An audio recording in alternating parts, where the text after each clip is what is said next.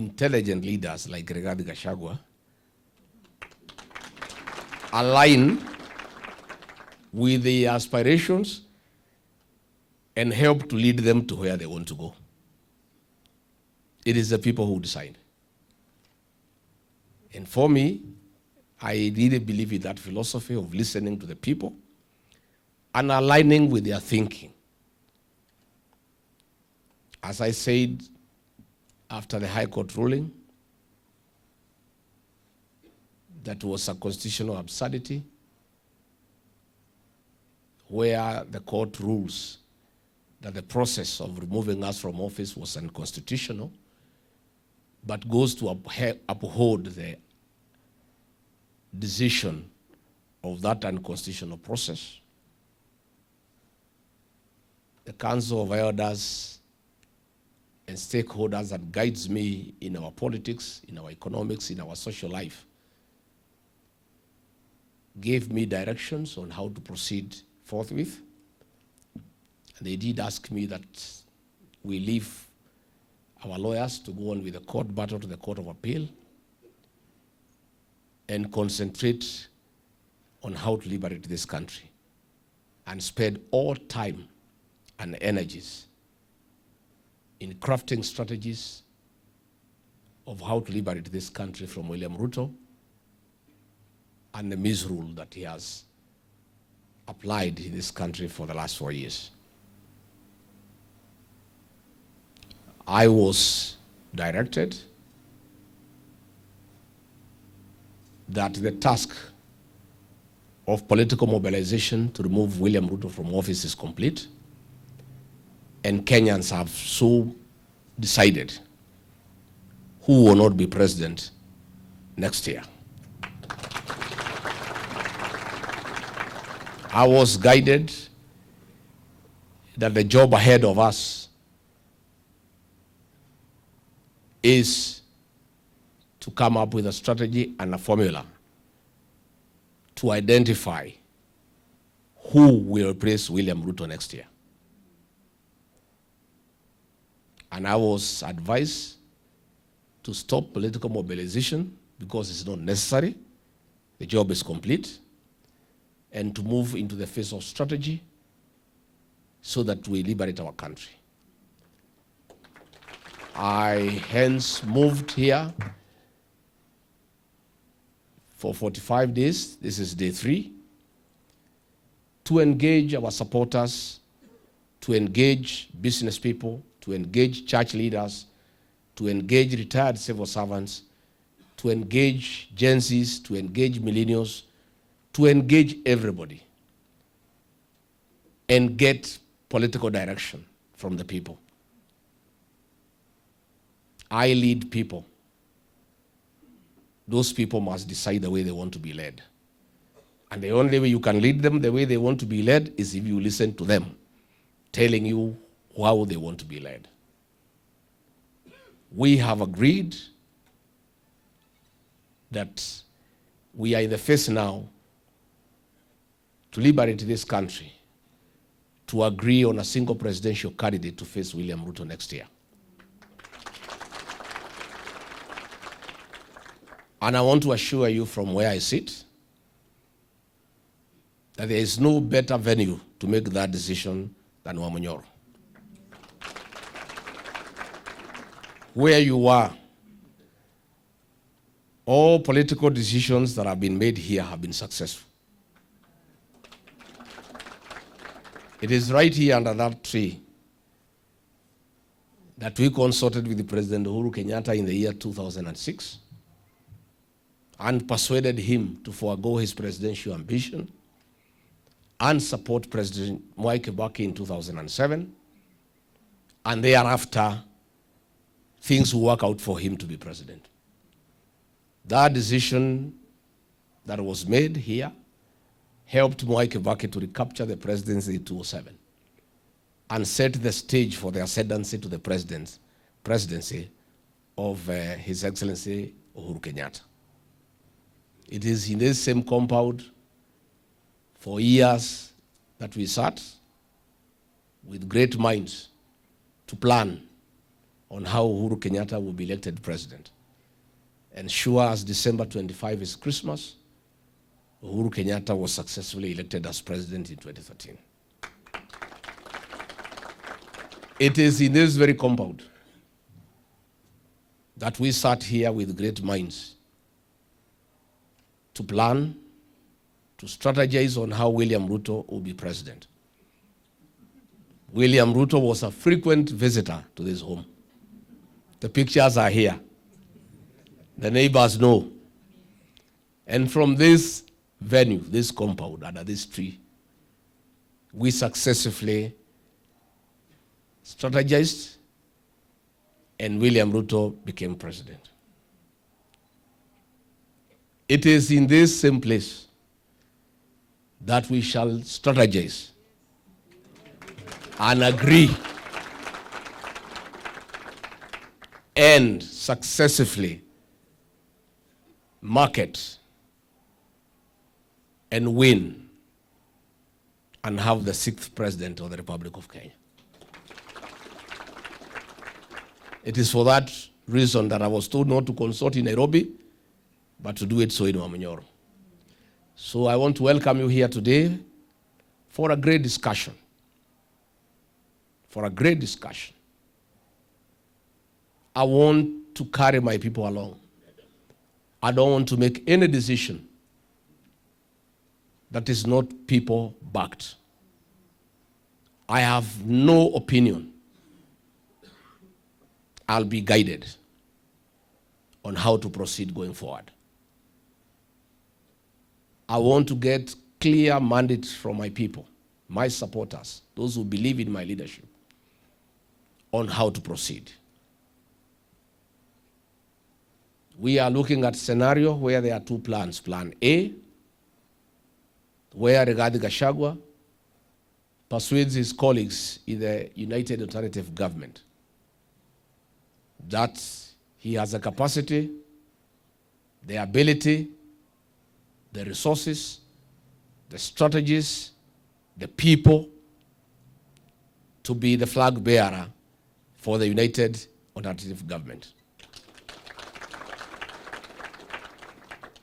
I'll invite you to give me in your thinking and your insight on how my bid will be successful. We have plan B. In case Rigathi Gachagua is not able to persuade his colleagues, and the formula that will be applied to pick the single presidential candidate does not favor him, then Rigathi Gachagua and his supporters will have to back somebody else. I will need your mandate to enter into that discussion. I cannot enter into any discussion without your blessings and mandate. I'll also be seeking your views. If plan A does not work and we have to go to plan B, I will need your direction. I will need your opinion. I will need your advice on how you think we should go about it and what candidate would our people be comfortable to support in case it's not Rigathi Gachagua. We made a mistake of supporting William Ruto without proper consultation. And we are crying. The country is in tears. Our supporters are in tears. Never again shall we ever support anybody without extensive and exhaustive consultation with our support base. Today I carry the blame of having William elected as president. That will never happen again. If it is not me, we have to support somebody else. All of us must agree after very extensive consultations, so that we all move together. I'll want your blessings to engage my colleagues. I need your guidance on how to go about it. I need your approval of the methodology. I need your concurrence that if we agree to support somebody else, all our votes will go into one basket. I need your guidance on what qualities to look for in case we have to support somebody else. I want your guidance on what to avoid. I want your advice on how to mobilize our people to a man so that we all move in the same direction. So that is why I have called you. You are the third delegation since I started. I've had 2 very successful delegations. I'll have another one tomorrow. Every other day, I have 3, 4 delegations. I have meetings late into the night. Some are publicized, others are not. There are people within government who are also consulting with us. We will protect their identity. We have those who want to come at night, they are welcome. The Nicodemus of this world. We still need their contribution because they are Kenyans. And most of them are very uncomfortable with this government. But they still need a salary. But they are advising us and telling us what pitfalls to avoid. Of course, we are all in agreement. And I think we will just be confirming that we shall never again go to any coalition with anybody without our own political party. The delegations that have come here for the last 2 days are clear that DCP is a party of choice and that we should have one strong political party so that we enhance our negotiation capacity and our relevance. So we'll be moving into that direction. So that is why I've called you, so that we all move in the same direction. And I have your mandate and your blessings, because I cannot walk alone. And as I've said, the people who support me are never told what to do. They are never told where to go. They are the ones who decide. And then the leaders align with their thinking. I'm such a leader. And what my people tell me to do is what we shall do. If they say we go this way, we shall go that way. If they say don't touch, I will not touch. They'll also advise on the timelines and what they think. Finally, today we have Finance Bill 2026 that is going on in the National Assembly. I have directed all members of the National Assembly aligned to our party to be present in Parliament to force a division so that there can be a physical vote, so that Kenyans can know who has voted for the finance bill and who has voted against the finance bill. That vote today will have a big bearing on next year's election. And all our MPs have confirmed are in the House. I have seen Ruto allied MPs from the Mount Kenya region absenting themselves because they want to please Ruto and they want to please the people. There is no neutral position in this matter. You are either with the people or with Ruto. So we want to tell our people, those MPs from the Mount Kenya region who do not go to Parliament, those are against the people. And they are with Ruto. A time has come, you must decide where you are. You are either with Ruto or with the people. So wajifanya ati wajaja sana, ati wanajificha, ati wataki kuonekana. Those who don't vote and those who vote yes are the same people. Not going to Parliament to vote no is voting yes. So tunataka kuambia wananchi wetu, wale wabunge hapa mlimani wanajifanya sungura mjanja, ati wanajifanya wataki kwenda huko wasionekane. Wewe kama uko na raia, ukuwe bunge leo upinge Finance Bill 2026. And there is no neutrality. Pahali tumefika sasa, it is William Ruto versus the people. And you cannot be in the middle. And pretending to be the middle is being against the people. Because if these MPs from the mountain can go to parliament, waangushe finance bill, itaanguka. They have the numbers. But they want to play safe and they think they are very smart.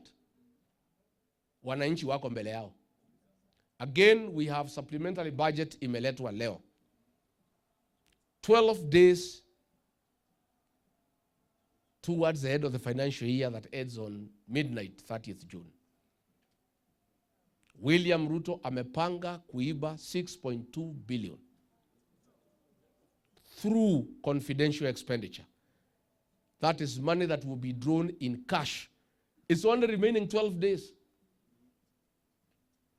Huyu Soprano ameweka 200 million. So 200 million divided by 12 days. Sijui nani nafanya hesabu hapo. 200 million divided by 12 days. 12 days to the end of the financial year. Ameweka 200 million, maintenance and operations. There is nothing like that. There is nothing he is maintaining or operating.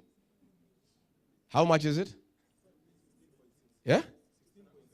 So Soprano kila siku ataiba 16.7 million every day for the next 12 days. Kasongo State House ameweka other operating expenses 1 billion. 1 billion by 12 days. Yeah? How much? Kasongo every day 83.3 million every day. Amepanga kuiba hizo pesa. Kipchumba Murkomen ni ya Ruto inafichwa kwa Murkomen 1.5 billion. Under security expenses for 12 days. Office of the President, State Department of Internal Security. How much per day? So Murkomen anaibia Ruto 125 million every day. Nuruddin Haji through the National Intelligence Service 3.5 billion. 3.5 billion. Anaiba kila siku 291 million. In total, they are stealing 6.2 billion in 12 days.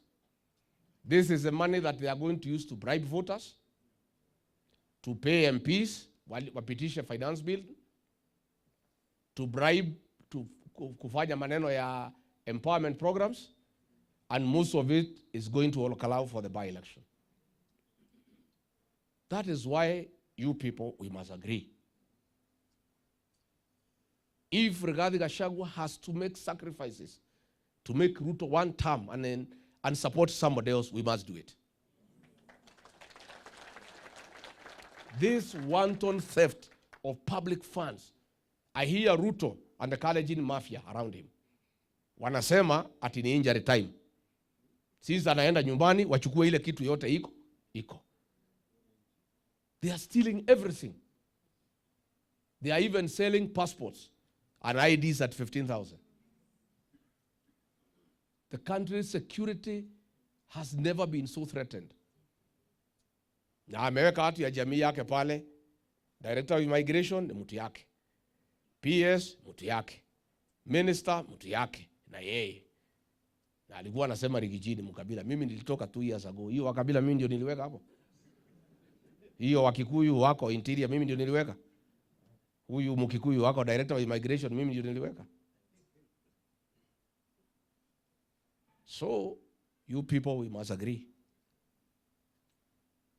If we'll be called upon to make sacrifices so that this man goes home, we must make those sacrifices. And I'll ask for your support. Nitaomba muniunge mkono. Wafadhali mtu waondoke kwanza, tutapanga maneno mengine mbele. Si ndio? Kama itakuwa Rigathi Gachagua aondoke ndio mtu aende nyumbani, nitaondoka aende nyumbani. William Ruto alisema siku moja, and I want to paraphrase what he said. Akasema, nyinyi hamuna shida na Wakikuyu kama sisi wa Kalenjin. Inafika pahali unatofautisha maneno. Unatafuta serikali kwanza ndio ikusaidie mbele. Na ndio ilifanyika, alitafuta serikali ndio waangaishe watu ya Mlima Kenya. Si anawaangaisha? Na sisi tunasema hakuna mtu wako na shida na sisi kama huyu William Ruto, kwa sababu anatuangaisha. So inafika pahali tutafautisha maneno. Kama itabidi tuondokee mwingine ndio aende nyumbani, tutaondokea. Alafu tutapangana mbele. Tumekubaliana watu wetu? That is what we'll be doing here for the next 42 days. And at the end of the 42 days, we'll have an agreement of the way forward. And then we shall reach out to the rest of the country. I want to report to you that William Ruto had a very big scheme after he removed him from office to isolate this community and create 41 versus 1. It has crumbled. Today, through the cousin movement, we are safe. We are safe. I want to tell you, nobody can isolate the mountain. We have our cousins behind us. I went to Western Kenya, was received like a king. We are good. And this community is safe from isolation. William Ruto alipanga kutenga hii jamii, lakini Mungu ni nani?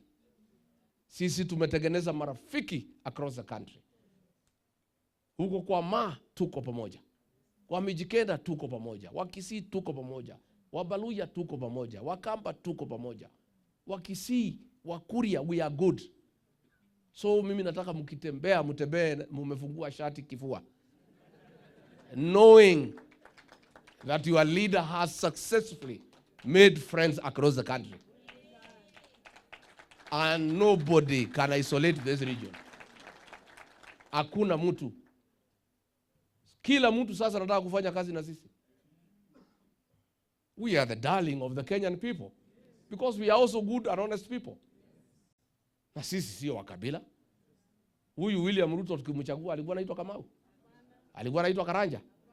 Alikuwa anaitwa Mutuma? Alikuwa anaitwa Njeru? Si alikuwa ni Kipchirchir? Mbona anasema sisi ni wa kabila? And the same way tuliunga mkono, tunaweza unga Wafula. Si ndio? Yeah. Tunaweza unga Mwende.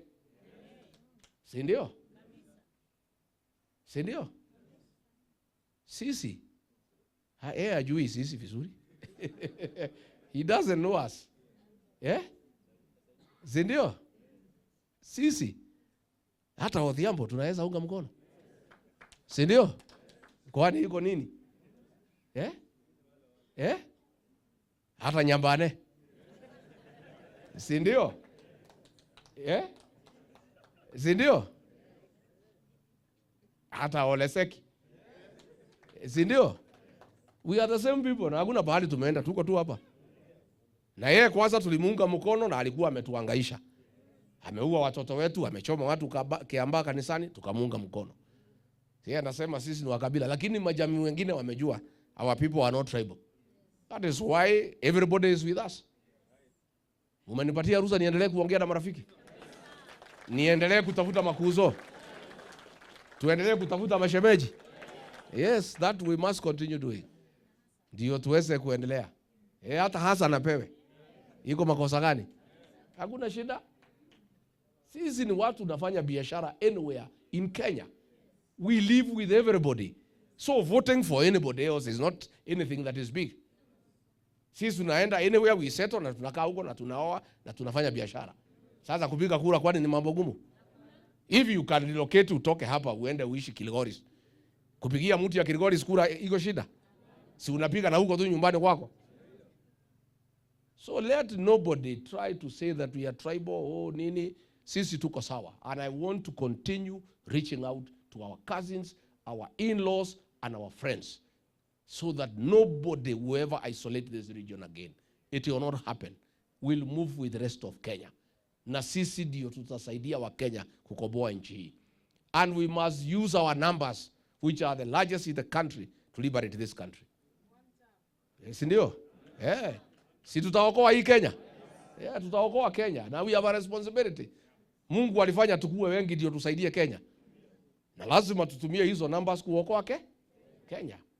So I want to tell my colleagues huko nje wale wanatafuta hii viti kubwa, mrelax, wacha niongee na watu yangu. Si ndio? Mnyinyi mkae tu mngoje. Wacha niongee na watu yangu tuelewane. Then hapo mbele tutapangana vile tutakaa. So mimi sitaki nipitishe kutoka hapo. I think that is enough what we wanted to say to the country.